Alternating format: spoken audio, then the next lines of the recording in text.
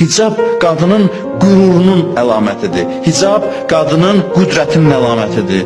Hicab onu göstərir. Qadın deyir ki, mənim heç kimin diqqətinə ehtiyacım yoxdur. Mən cəmaatın diqqətini idarə edirəm ki, cəmaat diqqətini mənə yönəltməsin.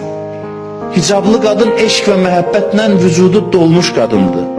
Niyə qızlara xüsusi məhəbbət göstərin deyə tövsiyə edir dinimiz? Ona görə ki, qız küçəyə çıxanda hər səni sevirəm sözünü öz istəyirəm, mən açıq danışıram. Qəşk eləyib özündən getməsin.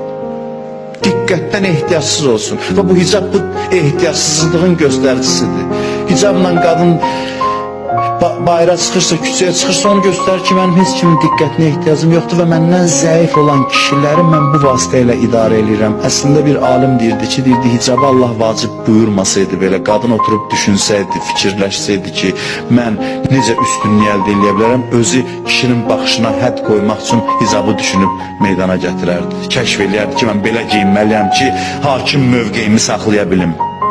Hakim mövqeyimi cəmiyyətdə saxlaya bilim.